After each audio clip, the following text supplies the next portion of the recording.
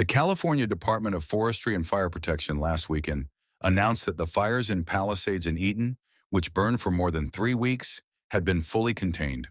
Driven by drought conditions and hurricane-force winds, the fires burned across about 60 square miles, destroying more than 16,000 homes and buildings, forcing the evacuation of over 200,000 residents and causing $250 billion in damage.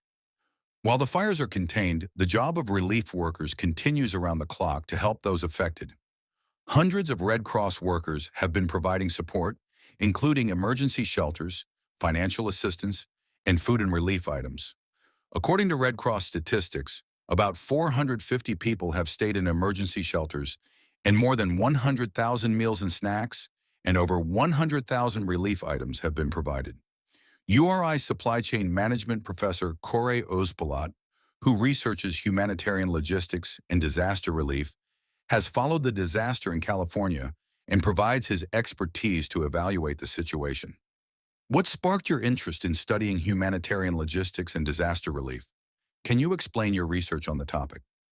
My first exposure to humanitarian logistics and disaster relief was during my employment for the United Nations Relief and Works Agency in Jordan as a programmer analyst in 2003.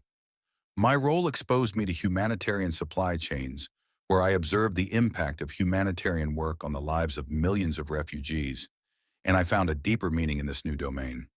After a few years, I decided to change my career and pursue a PhD in supply chain management. Humanitarian logistics is one of my research interests. Here at URI, we have studied the efficiency of U.S. food aid programs in comparison to the UN and European Union's sourcing model, and made recommendations to the U.S. Agency for International Development, USAID, in collaboration with my colleague, Professor Doug Hales. I also worked with engineering professor Reset Sendag to develop a decision aid tool called the Greatest Good Donations Calculator for the USAID to help Americans make smart donation decisions to international disasters. For disaster relief planners, is there a set game plan, or does it depend on the disaster? While every disaster has a unique context, emergency management has 4 phases: mitigation, preparedness, response, and recovery. Mitigation is about preventing disasters from happening or taking steps to reduce their impact. For example, clearing brush and vegetation around buildings reduces the spread of wildfires. Preparedness is about getting ready for the risk that cannot be mitigated. Fire drills and emergency alert systems are 2 examples. Response phase occurs in the immediate aftermath of a disaster. Putting out fires, search and rescue, offering shelter and food take place during this phase. Emergency management ends with recovery as life returns to normal, which could take months to years. What are your thoughts about what you've seen of the response by local, state, and federal operations to the California fires?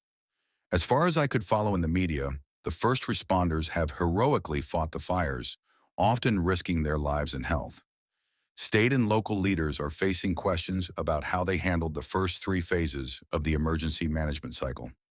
For example, preventing residential construction in the wildland, urban interface of Los Angeles County, where grasslands or forests meet human development, could have mitigated the fires from spreading to residential areas so easily. The county's evacuation alert system broke down during the fires, and residents could not get urgent information about dangers nearby, which hurt response efforts. To be fair to local leaders, this fire was a challenging disaster, where ecological, social, infrastructure, and climate factors contributed over a long period. Red Cross, in collaboration with local officials, government agencies, and other nonprofits, offered meals and overnight stays in their shelters where healthcare volunteers treated minor injuries, filled pharmaceutical and eyeglass prescriptions, and offered emotional support to those who were displaced. I am, however, most impressed by the resilience of the Southern California communities and businesses that came together in solidarity and compassion. Angelinos are hosting thousands of evacuees free of charge through Airbnb. Uber offered 2 free rides per person to shelter sites. World Central Kitchen chefs, some of them Michelin-starred, cooked for firefighters, and boutiques gave away clothes to displaced residents. While some politicians have used disaster aid approval for their own agendas, it's nice to see the community come together. It is dangerous for outsiders to break the public's trust in their local leaders in this critical moment when it could impede effective disaster response. What have we learned